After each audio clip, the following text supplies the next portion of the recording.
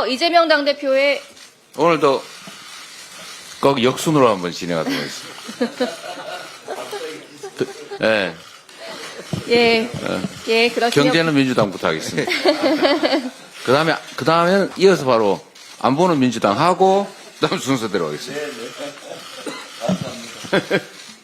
엄격하게 재정준칙을 유지하던 독일 신정부가 재정준칙 완화를 통해 공격적인 재정 확대 정책에 나설 계획입니다. 기독교 민주당 등 차기 연립정부를 구성하는 3개 당은 운송, 에너지 그리드 및 주택, 인프라 투자를 위해 10년간 무려 5천억 유로의 특별 기금을 마련하기로 합의했습니다. 지난해 독일 연방정부 예산이 4,657억 유로였으니까 연간 예산의 10% 이상을 미래에 투자한다는 결정입니다. 한국으로 계산하게 되면은 1년에 약 70조씩 10년간 700조를 미래를 위해서 투자하겠다는 결정입니다. 독일 경제는 지난 2년간 마이너스 성장을 보였습니다. 전력 인프라가 낡고 내연 기관차 중심의 산업 구조 때문에 성장의 한계에 빠져 있었습니다. 여기에 지금 관세 정쟁이 불가피하고 있고요. 국방비도 증액해야 합니다. 그래서 GDP가 독일 같은 경우는 국방비 조달에 필요할 경우 GDP의 1% 넘는 부채를 허용하는 헌법의 부채 제한 규정을 개정하는데 연립 3당이 합의를 했습니다. 유럽의 병자로 불리던 독일 입장에서는 미래를 새로 만들기 위해 그렇게 오랜 동안 지속했던 재정 준칙마저 포기하려고 하고 있습니다. 동시에 지금 중국에서는 양해가 열리고 있습니다. 여기서 중국은 디플레이션에 빠진 중국 경제를 살리기 위해 중앙정부 재정은 4% 내외의 적자, 그리고 추가로 지방정부와 기금까지 감안하면 GDP의 거의 9% 재정을 투여하겠다고 합니다. 한국 돈으로 계산하게 되면은 약 2,230조의 재정 적자를 나겠다라는 것으로 우리가 추정할 수 있습니다. 지금 한국은 독일과 마찬가지로 새로운 기술 경쟁에서 뒤처지지 않기 위한 과감한 투자가 필요한 상황입니다. 또 중국과 같이 디플레이션에 빠지지 않기 위한 노력도 동시에 해야 되고요. 새로운 보호무역 시대에 대비하기 위한 내수 경기 부양이 절실한 상황입니다. 그러나 극우 세력들은 긴축 재정을 종교처럼 떠받들고 있습니다. 모든 투자에는 타이밍이 있습니다. 시간이 지연되면 효과가 없습니다. 이런 역사적인 순간에 혼란을 장기화하려는 극우 세력들의 선동을 우리 국민들은 깊이 기억하시고 반대로 응징해야 될 것 같습니다. 한 가지 더 말씀드리겠습니다. 지금 홈플러스 파문이 좀 일파만파로 커지고 있고 현재 진행형입니다. 우선은 납품업체라든가 추가로도 폐점할 곳이 많기 때문에 고용동에 있어서 고용 동향들 잘 살펴야 될 것 같습니다. 약 2천억 원 정도로 추산되는 어음, 그리고 ABS TV라고 하는 가드 대금 이런 거 관련해서 많은 투자가들이 연루돼 있습니다. 이 사건의 본질이 MBK 과도한 탐욕이 원인으로 볼 수 있습니다. 금융 투기 자본은 경제에 윤활유가 작용을 하기도 하지만은 영향력이 너무 커지면 산업 자본이 위축되는 부작용이 있습니다. 특히 인수한 후 단기 수익을 높이는 경영이 일반화되면 우리 경제에 악영향을 미치게 됩니다. 예를 들어서 이마트와 롯데마트는 장사가 안 되는 곳을 점포를 줄였는데 홈플러스는 장사가 잘 되는 데를 팔아갖고 그 돈으로 본인들의 투자한 자본을 회수했습니다. 회사가 지속 가능하지 않도록 경영하면서 투기 금융자본이 모든 이익을 단기적으로 독점했던 이런 상황입니다. 지금과 같이 산업 구조 조정이 크게 늘어날 상황이기 때문에 유관 정책 당국에서는 잘 살피고 여기서 한 분도 피해자가 없도록 해야 될 것 같습니다. 경제는 민주당이고요. 미래는 민주당이 마련하겠습니다. 다음으로 김병주 최고위원의 발언이 있겠습니다. 예, 안보는 민주당부터. 경제는 민주당, 안보도 민주당입니다. 오늘 세계 여성의 날을 맞이해서 성평등을 외쳤는데 제가 발표 순서를 앞에서 하나 뒤에서 하나 항상 중간이었는데 오늘 자리순으로 하니까 두 번째라서 발표의 평등 해줘서 두 번째로 할 수 있었습니다. 네, 감사합니다, 대표님. 네. 어제 경기도 포천에서 발생한 포탄 오발 사고로 인해 15명의 무고한 시민들이 다쳤습니다. 피해자분들께 깊은 위로의 말씀을 드리면서 빠른 회복을 기원합니다. 특히 이번 사고는 인재로 보입니다. 국방부에 따르면 폭탄을 떨어뜨릴 위치의 좌표를 조종사가 잘못 입력한 것으로 파악되고 있습니다. 만약 좌표 입력 실수가 맞다면 좌표를 크로스 체크하는 과정이 생략된 것은 아닌지 철저한 조사와 함께 재발 방지책 또한 시급히 마련해야 할 것입니다. 민주당 국방위원들은 오늘 오후에 현장을 찾아 상황을 점검하고 주민들을 만나볼 예정입니다. 잘 듣고 와서 깊이 고민하겠습니다. 민주당과 국회 국방위 차원에서 할 수 있는 모든 노력을 기울이겠습니다.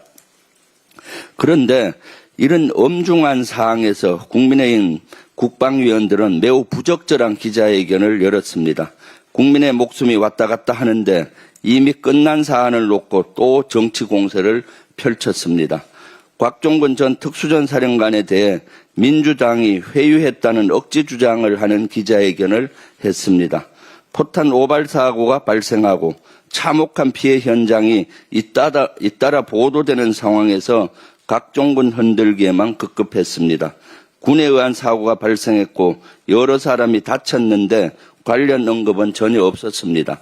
국민의 생명과 안전을 책임져야 할 공직자의 태도는 찾아볼 수가 없습니다. 피도 눈물도 국민의 아픔도 없는 정권 유지를 위한 권력욕에 사로잡힌 선동 기자회견으로 보입니다. 기자회견 내용 또한 아주 엉터리였습니다. 최근 한 언론이 공개한 곽종근의 녹취를 근거로 민주당이 곽종근에게 양심선언을 강요하며 협박했다는 주장입니다. 그런데 곽종근 측 변호사에 따르면 그 양심선언을 언급한 사람은 정치권이 아니라 곽종근의 고등학교 동창들입니다.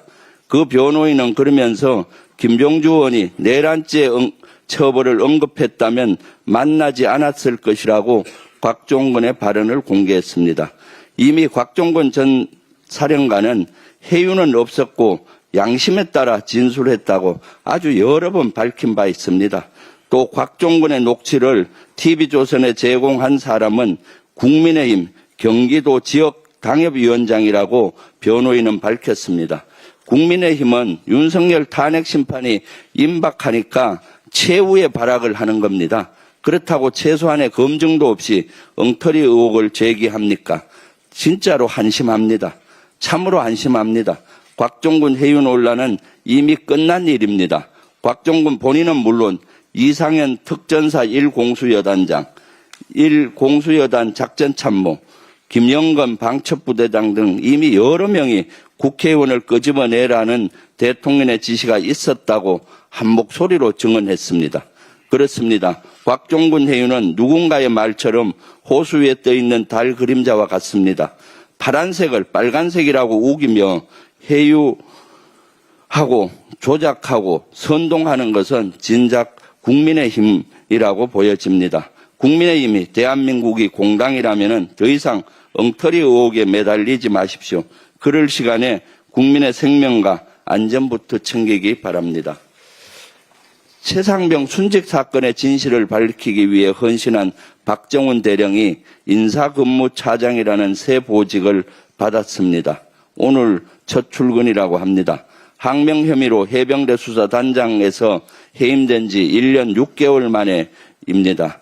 빈 사무실에서 혼자 아무 일 하지 않고 1년 반이나 허송세월을 보냈습니다.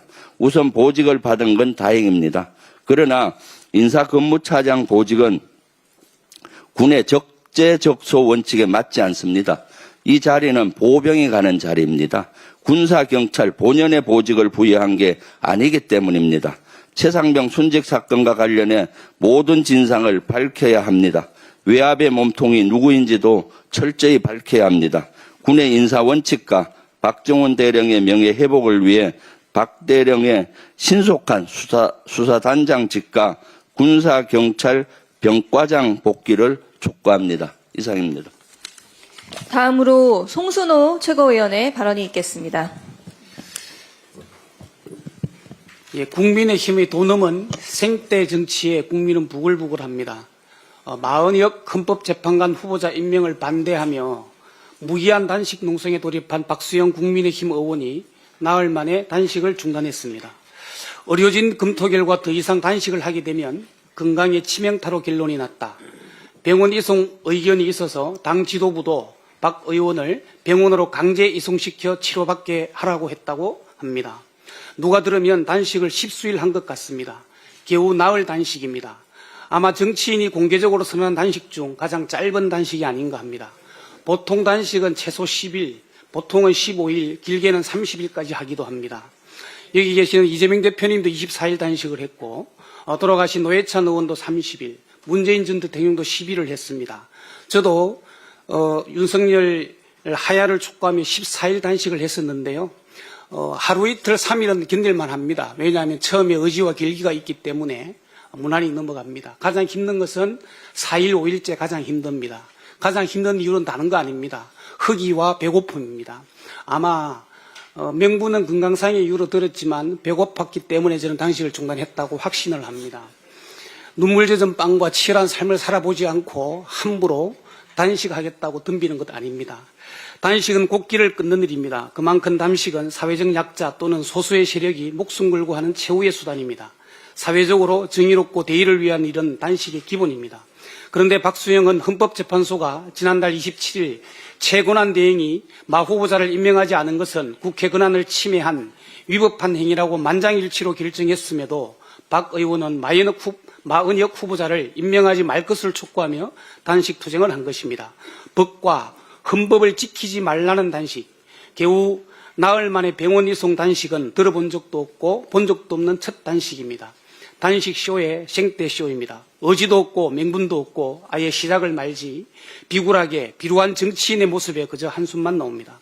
누리꾼들 사이에서도 비판적 반응이 쏟아졌습니다. 한 누리꾼은 원래 단식은 목숨을 건다는 의사표시라며 기본도 안 된 정치인들의 단식쇼라고 지적했습니다. 또 다른 누리꾼들은 법을 지키지 말라고 단식하는 사람은 처음 본다. 건강 목적으로 단식원에 들어가도 저 정도는 하겠다. 단식 디톡스냐 하는 조롱 섞인 반응이 줄을 이루고 있습니다. 겨우 나흘 단식을 하고 단식 중단 명분을 건강 때문이라고 했지만 실상 그 속내는 용인하지 않는 억지 주장과 헌법재판소의 결정을 막는 위법, 위헌한 행위가 더 이상 용인되지 않는 데 따른 백기투항일 것입니다. 약자가 취할 수 있는 최후의 투장수단인 단식을 내란죄 피고인인 대통령을 지키는 방법으로 활용한 박 의원의 단식은 아무리 생각해도 절대 해서는 안 될 극악한 행동입니다. 서부지법 청사 난입 사건을 통해 우리는 극우 폭도들의 위법한 행위가 어떤 처참한 결과를 낳는지 똑똑히 보았습니다. 그런데 개개인이 헌법기관임을 자처하는 국회의원이 위법을 종용하며 단식을 감행한 사실은 어떤 말로도 정당화될 수 없습니다. 위험사회를 만드는 신호가 될 수도 있기 때문입니다. 단식으로 윤석열의 내란을 덮을 수도 없고 단식으로 마은혁 헌법재판관 임명을 막을 수도 없습니다. 그것은 손바닥으로 하늘을 가릴 수 없는 것과 같은 이치입니다. 윤석열 파면 마은혁 헌법재판관 임명은 국민의 요구이자 헌법적 책무입니다. 국민의힘은 탐욕의 생떼 정치쇼를 멈추길 바랍니다. 헌법재판소는 피청구인 윤석열을 신속하게 파면하길 촉구합니다. 이상입니다. 다음으로 이현주 최고위원의 발언이 있겠습니다. 네, 얼마 전에 트럼프 미국 대통령이 미국 의회에서 합동연설을 하면서 한국의 평균 관세가 미국보다 4배 높다. 군사적으로 아주 많은 다른 방식으로 도와주는데도 우방이 이렇게 하고 있다. 이렇게 하면서 미국의 자국 우선주의를 표명을 다시 한번 했습니다. 이렇게 얘기를 했지만 사실 한국의 평균 관세가 미국보다 4배 높다라는 것은 근거가 딱히 없습니다. 그리고 또한 사실과도 다릅니다. FTA에 따라서, 한미 FTA에 따라서 상품에는 대부분 무관세 대상이 됩니다. 왜 이렇게 했는지 모르지만 아마도 이것은 곧 한국을 겨냥해서 관세 압박을 할 것을 예고하고 있다. 이렇게 보입니다. 트럼프 대통령은 압박한 뒤에 협상으로 자국의 이익을 극대화하는 전략을 취하고 있습니다. 그래서 일각에서는 거래의 기술이다. 이렇게 일컫기도 합니다. 우리 대한민국에서는 트럼프 대통령의 관세 압박을 대상으로 우리의 전략을 또 나름대로 펴야 할 텐데요. 트럼프 대통령은 여러 번 그 의회 연설에서도 얘기를 했지만 알래스카 프로젝트에 한국의 파이프라인 공사를 비롯해서 한국과 일본의 참여를 기대한다. 이렇게 얘기한 바가 있습니다. 그런데 그 파이프라인 공사만 해도 440억 달러, 우리 돈으로 한 64조 원 정도 됩니다. 그런데 이 금액이 우리가 이제 카타르라든가 이렇게 걸프만에 투자를 할 경우에는 공사 금액이 약 200억 달러 정도에 불과합니다. 그러니까 한 2배가 넘는 차이가 나기 때문에 이게 과연 경제성이 있느냐라는 생각을 안 할 수가 없습니다. 그렇기 때문에 미국의 대형 그 자원개발 회사인 엑슨모빌도 이 프로젝트에서 철수한 바가 있습니다. 우리가 LNG 천연가스 개발 사업을 다변화하고 그 수입선을 다변화하는 것도 필요합니다. 하지만 한국 입장에서는 경제성을 꼼꼼하게 따져야 하는데요. 이 문제와 관련해서 적어도 미국에서 한국의 참여를 요청하려면 대한민국은 한미 동맹도 있고 당연히 관심을 갖고 있지만 한국의 참여를 요청을 하려면 적어도 이렇게 큰 갭에 대해서 나름대로 미국이 반대급부를 내놔야 한다라고 생각을 합니다. 그건 여러 가지가 있을 것입니다. 아마도 알래스카 주에 보조금이 있을 수가 있을 것이고요. 연방 정부의 세액공제나 보조금이 있을 수가 있습니다. 파이프라인을 쓰려면 대한민국 건설업체가, 엔지니어링 업체가 아마도 우리 대한민국의 철강을 써야 할 겁니다. 근데 철강에 지금 관세를 25% 굉장히 고율의 상호관세를 부과하겠다 이런 식으로 예고가 되고 있기 때문에 그렇다면 대한민국의 철강에는 관세를 면제한다든지 이런 여러 가지 반대급부가 있어야 될 거고요. 그것뿐만이 아니라 또 조선 얘기도 하고 있습니다. 그런데 조선은 우리가 한미동맹의 일환으로 그냥 단순한 조선이 아니라 군함이라든가 군 배경이 되는 수송선에 대한 조선도 있을 수 있기 때문에 이런 것들을 또 하려면 우리가 아까 또 말씀드린 군사적으로 많은 방식으로 도와주고 있다. 그러니까 방위비 협상이라든지 이런 것들이 예상이 되는데 방위비도 마찬가지. 우리가 조선을 만약에 도와주면 방위비가 이게 그냥 따로 노는 게 아니에요. 그래서 방위비 협상을 할 때도 우리가 미국에 조선 협력을 해준다라고 하면 이 부분이 충분히 감안되어야 한다. 이렇게 생각을 합니다. 또한 배터리라든가 이런 것들이 우리가 그냥 미국에서 많은 이익을 얻고 있는 걸로 생각이 되겠지만 사실은 중국하고 유일하게 전 세계에서 경쟁하고 있는 품목들입니다.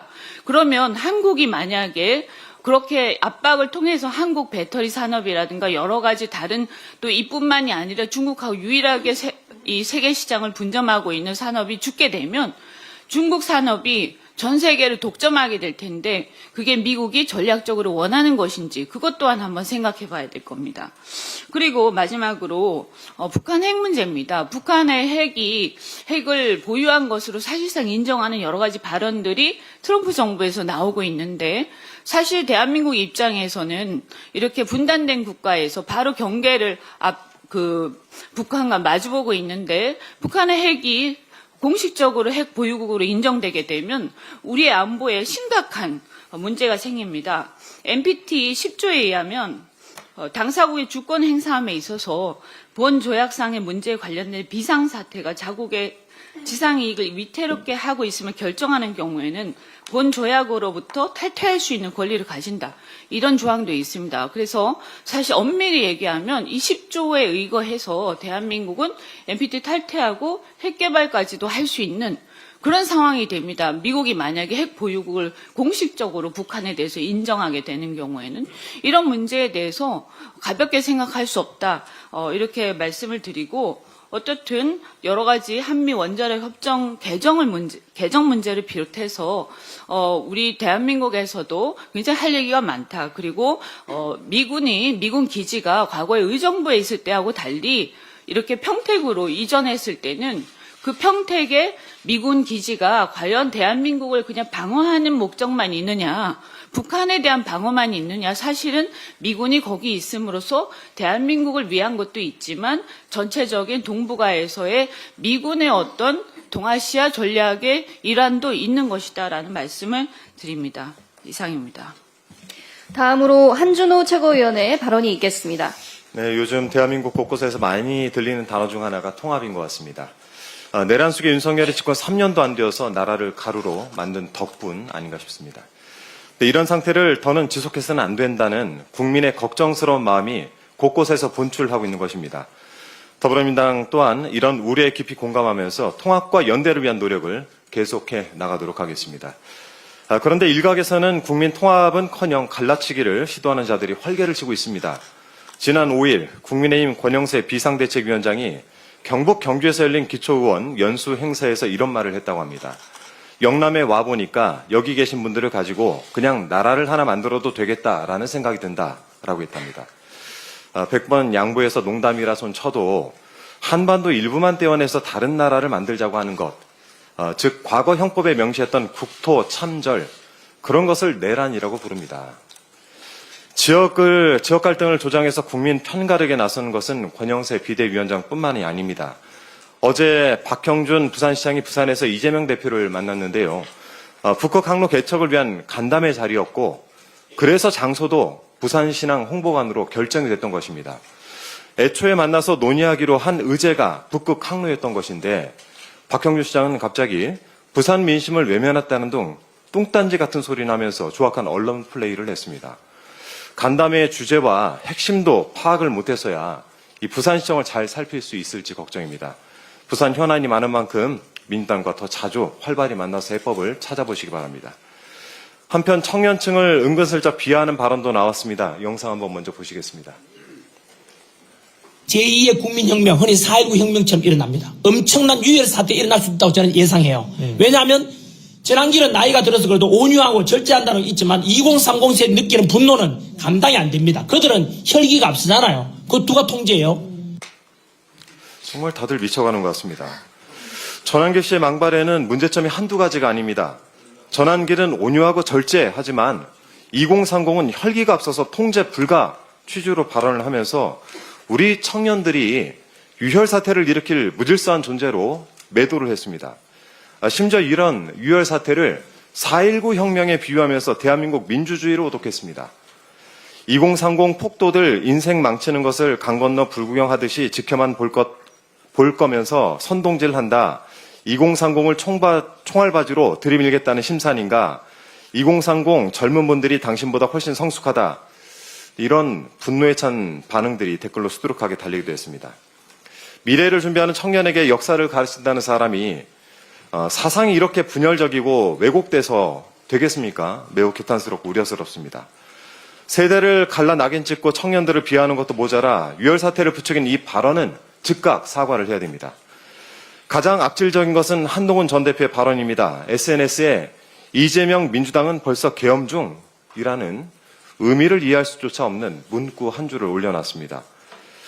얼굴 허옇게 떠서 갈 곳 몰라 헤매던 그 내란의 밤, 국회의원도 아닌 한 전 대표를 본회의장 안으로 피하게 한 건 이재명 민주당이었고, 계엄을 일으켜 한 전 대표를 체포명단에 올려 제거하려 했던 것은 형님이라고 불렀던 윤석열이었습니다.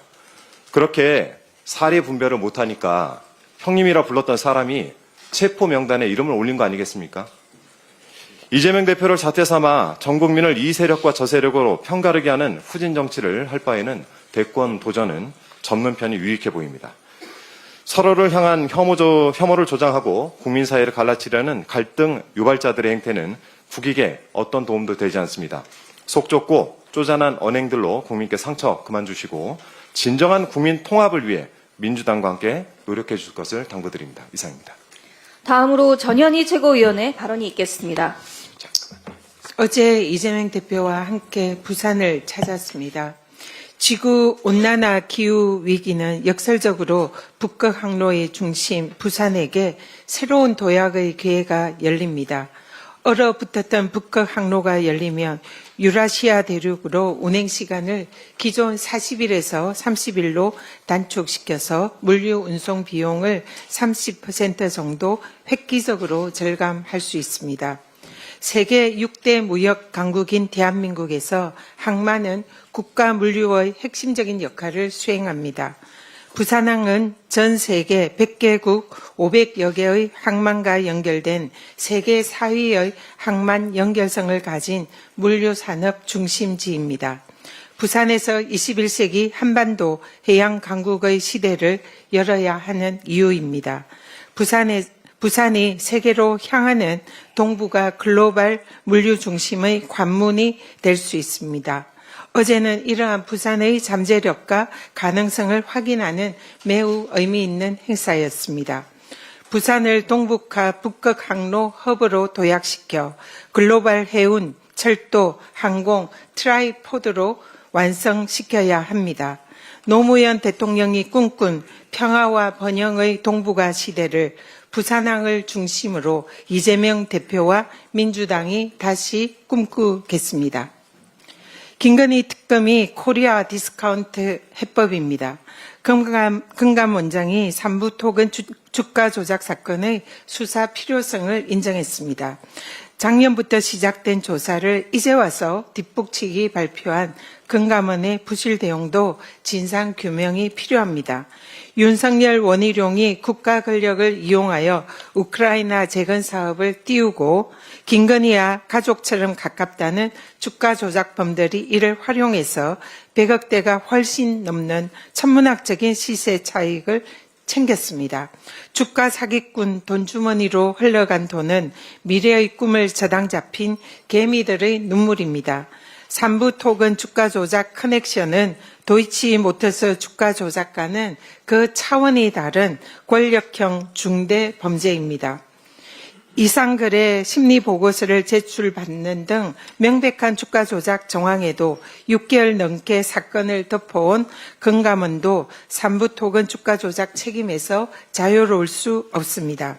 김건희 면죄부 전문기관 검찰은 수사를 맡을 자격조차 없습니다. 성역 없는 특검만이 정답입니다. 국민의힘은 이제라도 정신 차리고 김건희 특검에 협조하십시오. 특검을 반대할수록 국힘도 공범이라는 국민의 확신만 커질 뿐입니다. 검찰총장이 김용현의 비아폰 번호를 묻고 또 대검 차장이 김용현과 비아폰으로 통한 사실이 드러난 상황에서 검찰이 영거푸 구속영장을 기각한 것은 검찰 스스로가 내란 세력과 한통속이라는 자백과 다름없습니다.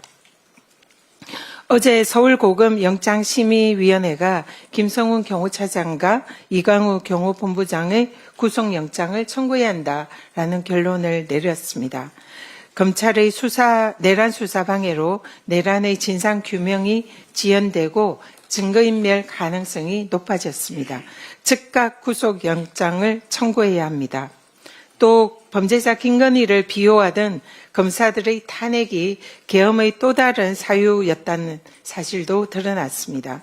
계엄 이틀 전에 윤석열이 김건희 무혐의 처분 검사들의 탄핵에 분노하며 김용현과 계엄을 논의했다고 합니다. 대통령이 배우자의 범죄를 덮은 검사들을 지키기 위해서 계엄을 했다는 사실이 도저히 믿겨지지 않습니다. 대통령의 권력을 사익을 위해서 활용한 그야말로 파렴치한 정권이었습니다. 범죄자 김건희를 비호한 검찰이 결국 계엄의 트리거이자 내란의 공범이었습니다.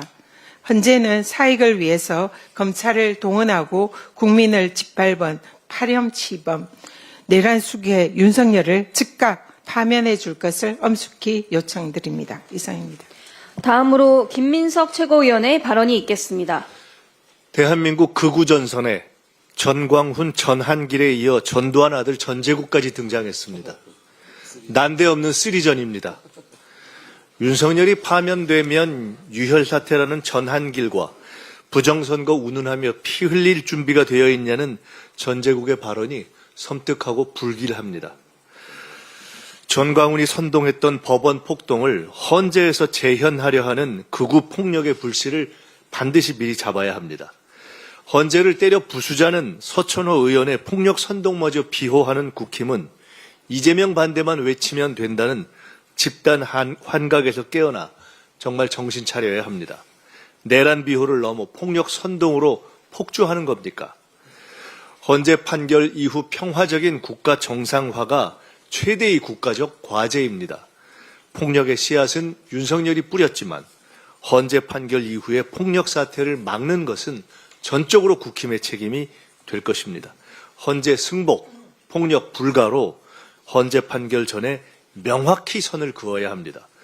국힘의 지도부와 의원, 대선 희망자들이 모두 나서서 한 목소리로 극우 폭력의 불씨를 냉각시키지 않으면 국힘은 영원히 아웃될 것입니다. 부디 나라부터 생각하기 바랍니다. 다음으로 박찬대 원내대표의 발언이 있겠습니다. 예, 세계 여성의 날, 차별과 혐오를 넘어 다시 만날 대한민국을 기대합니다. 심각한 내수 경기를 살리기 위한 축양 편성이 시급합니다. 우리나라 생산, 소비, 투자 3대 지표가 1월 일제히 마이너스로 전환됐고 매출 감소로 문 닫는 자영업자들이 늘어나고 있습니다. 내수 회복의 골든타임을 놓치지 않기 위해 추경을 서둘러야 합니다. 어제 열린 여야 협의회에서도 추경의 필요성에 대해서는 공감대를 형성했지만 정부와 국민의힘의 태도는 매우 소극적입니다. 추경 얘기가 나온 게 언제인데 아직까지도 정부와 국민의힘 모두 추경안도 없고 서로 협의도 한 적이 없었다는 게 말이나 됩니까? 추경 편성에 가장 큰 책임이 있는 최상목 기재부 장관은 대통령 노름이나 하고 있고 국민의힘은 벌써부터 야당 연습을 하고 있는 것 같습니다. 정치가 국민의 어려움을 적극적으로 해결하려고 해야지 외면하는 것은 스스로 존재 이유를 저버리는 것입니다. 다음 주 월요일까지 구체적인 추경안을 들고 오기를 바랍니다. 국민의힘 관계자들의 온갖 범죄 의혹들이 수면 위로 떠오르고 있습니다. 정권 실세, 부의제로 김건희가 관여했을 것으로 의심받는 삼부토건 주가 조작 의혹의 실체가 드러나고 있습니다. 이복현 금융감독원장은 일부 이회 관계자들이 100억대 시세 차익을 실현했다는 사실을 더 이상 부인하지 못하고 사실상 인정했습니다. 삼부토건 주가 조작에 원희룡의 국토부가 개입한 정황도 드러났습니다. 사실이라면 국가기관을 주가 조작에 동원한 전무후무한 파렴치 범죄입니다. 선거는 패밀리 비즈니스라고 말했던 윤석열의 말이 생각납니다. 원조 윤핵관 장제원 의원은 성폭력 혐의로 수사를 받고 있습니다. 그렇게 가버리면 내 마음은 어떡하느냐? 탈당을 했다고 해서 의혹이 사라지지 않습니다. 또 다른 윤핵관 이철규 의원은 아들이 마약 사건에 연루된 사실이 뒤늦게 드러났고 외압이 있었던 것 아니냐는 의혹도 나왔습니다. 바이든 날리면 김은혜 국민의힘 의원은 공천 비리 의혹이 불거졌습니다. 2022년 지방선거 국민의힘 성남시 의회 비례대표 후보 선출 당시 특정 인사를 공천하기 위한 부정공천을 자행했다는 것입니다. 부정공천으로 당선된 박광수는 시의회 의장 선거에서 동료 의원들에게 금품을 제공한 혐의로 징역 10개월, 집행유예 2년을 받아 의원직을 박탈당했습니다. 그런데 김은혜 의원은 언론사의 확인 취재에 답을 회피하고 있다고 합니다. 윤석열과 일란성 쌍둥이라는 비판을 받았던 유희림 방송통신심의위원회 위원장은 이른바 민원사주 의혹과 관련해 거짓 진술을 한 직원의 양심 고백이 나오자 갑자기 자취를 감췄습니다. 대선 주자로 분류되는 홍준표 대구시장과 오세훈 서울시장은 명태균과 관련한 새로운 의혹들이 계속 제기되고 있습니다. 윗물도 썩고 아랫물도 썩고 주변 물도 죄다 썩고 있습니다. 이쯤 되면 국민의힘은 종합 비리 세트 범죄자 집단이라고 할 만합니다. 국민의힘이 내란 특검과 명태균 특검을 반대하는 이유는 뻔하지 않습니까? 검찰의 비호를 받는 범죄자 집단이기 때문에 특검을 반대하는 겁니다. 그러나 아무리 수사를 방해해도 죄를 지은 자는 처벌받게 될 것입니다. 민주당은 특검으로 공정과 상식과 정의를 바로 세우겠습니다. 서울고검 영장심의위원회가 김성훈 경호처 차장에 대한 구속영장 청구가 적정하다는 결론을 내렸습니다. 그동안 김성훈 차장에 대한 구속영장 청구를 반려하면서 경찰의 비화폰 수사를 방해한 검찰의 행위가 매우 부적절하다는 것이 확인됐습니다. 김성훈 차장을 구속하고 내란의 블랙박스인 비화폰 서버 압수수색까지 진행할 수 있도록 검찰은 적극 협조하길 바랍니다. 또다시 수사를 방해한다면 검찰도 한통속 내란 동조 세력일 수밖에 없습니다. 마지막으로 이재명 당대표의 발언이 있겠습니다. 네, 어제 국정협의회에서 연금 관련 모수 계획을 우선 논의하기로 결정했다고 합니다. 신속하게 연금 개혁에 관한 처리가 이루어지길 기대합니다. 다음 회의에서는 민생 회복을 위해서 추경이 시급합니다. 진전된 성과를 내기를 바랍니다. 현장에 우리 국민들의 삶이 너무 어렵고 특히 자영업자들이 정말로 심각한 상황입니다. 따뜻한 방에서 시중을 내려다보면 아름답게 보일지 몰라도 그 아름다운 거리 속의 사람들은 참으로 고통스럽다는 사실을 잊지 마시기 바랍니다. 트럼프 미 대통령이 의회 연설에서 대한민국의 미국산 제품에 대한 관세가 미국 관세보다 4배가 높다 이렇게 말하면서 뭔가 대책을 수립할 듯이 얘기했습니다. 정보를 잘못 알고 있는 것으로 보여지는데 잘못된 정보에 의해서 잘못된 결정이 내려지지 않도록 정부 차원에서 신속하게 이 잘못된 정보를 교정하도록 노력해야 될 것입니다. 포천군에서 오발 사고가 발생했습니다. 군 훈련 중에 폭탄이 민가에 떨어지는 사고로 국민들께서 다치셨다고 보도가 되고 있는데 민가에 떨어진 게 아니죠. 민가를 상대로 사격한 거죠. 좌표를 잘못 찍었다고 한다는데 원인을 명확하게 밝혀서 이런 사고가 다시는 재발하지 않도록 조치해야 되겠습니다. 우리 부상당한 국민들의 빠른 회복을 기원하고 또 해당 지역 주민들께도 위로 말씀드립니다. 정부가 신속한 피해 수습 그리고 충분한 배상이 이루어지도록 만전을 기하기 바랍니다. 오늘 국방위원들이 현장을 방문할 텐데 우리 민주당도 피해 복구를 위해서 최선을 다하겠다는 말씀을 드립니다. 제가 이 국회에 여의도에 온 지가 한 3년이 돼 가는데 여기에 이상한 고질병이 하나 있는 것 같습니다. 그게 뭐냐면 합의된 걸 처리하면 되는데 꼭 관계없는 걸 연관을 지어가지고 발목을 잡는 게 아주 습관처럼 되어 있는 것 같아요. 여야 간에 어떤 법안이나 정책에 대해서 합의가 되면 의견이 일치한 건 일치한 대로 처리하면 될 텐데 쌍방이 다 동의되는 거에 꼭 자기들의 그 부당한 요구를 하나 엮어가지고 연환계를 꼭 쓰는 그런 이상한 습관이 있는 것 같습니다. 이 국민의힘의 고질병인 것 같은데 지금 반도체 지원법이 그렇습니다. 민주당이 반도체 지원을 해주겠다고 하지 않습니까? 뭐 세제 지원도 그렇고 또 거기다가 기반시설 부담도 해주겠다는데 뜬금없이 주 52시간 예외 어쩌고저쩌고 들고 나왔습니다.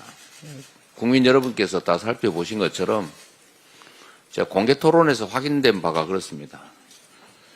총 노동 시간을 늘리지 않는다.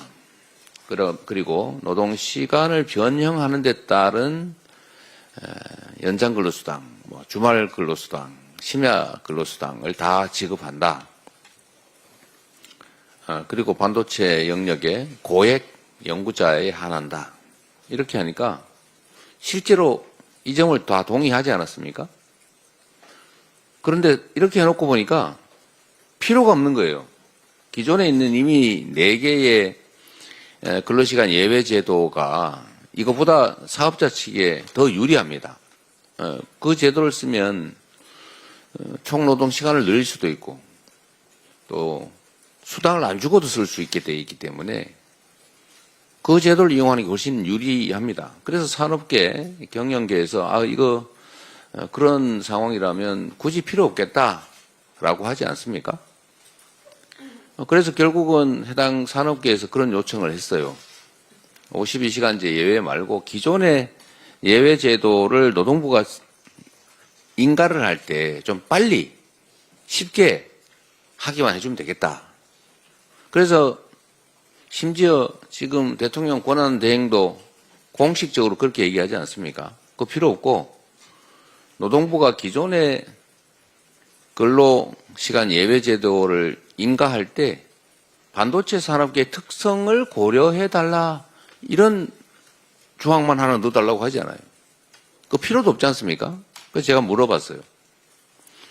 그거 왜 그런 게 필요하냐? 그냥 하면 되지. 노동부가 3개월 단위로 지금 하고 있는데 고시를 바꿔서 뭐 4개월, 5개월 하면 되는데 혹시 그렇게 하면 욕을 먹을지 모르니까 그런 조항을 넣어주면 욕을 덜 먹지 않겠느냐. 이렇게 얘기를 해요. 제가 황당무계했습니다. 법이 무슨 명분 챙긴다는 장식품입니까? 그래서 제가 노동계에다가 이걸 또 물어봤더니 그 필요가 없는 걸 왜 굳이 법에 넣느냐? 왜 우리가 그걸 양보해야 되느냐? 그래서 제가 들어보니까 그 말이 맞아요. 그래서 제가 산업계 쪽에 얘기를 했어요. 왜 그런 걸 요구하느냐? 우리는 꼭 필요한 건 아닌데요. 그래서 결국은 이게 보니까 국민의힘 쪽 요구인 것 같아요. 정부의 요구도 그렇습니다. 국민의힘 눈치를 보느라 그러겠죠. 필요는 꼭 없지만 이런 거라도 넣어줘야 명분이 살지 않냐 이런 태도 같아요. 그런 걸 왜 합니까? 결국은 국민의힘이 발목을 잡아서 그런 거죠. 그러고 나서 지금도 52시간제 노래를 부릅니다. 필요 없다지 않습니까? 그리고 그거 왜 관계를 지어요? 관계 없는 거를. 아주 못된 습관이 있는 것 같습니다. 저는 이 복잡한 문제일수록 단순하게 합의되는 건 합의되는 대로 처리하자. 쉽고 단순한 일부터 빨리 처리하자. 그렇게 해야 일이 되잖아요. 다 합의됐는데 그걸 왜 합의 안 된 걸 엮어가지고 못하게 합니까? 이 국정을 담당하는 사람들의 태도가 아니지요. 좀 이러지 마시기 바랍니다. 상속세 개편 문제도 같습니다. 초고액 상속자에 대한 세금을 상속세를 깎아주자. 그거 우리 국민들이 동의하겠습니까? 우리 야당이 동의하겠어요. 그래서 집 한 채 가진 사람들 상속세 때문에 집 팔고 원래 살던 데 떠나야 되는 이런 안타까운 현실은 교정하자.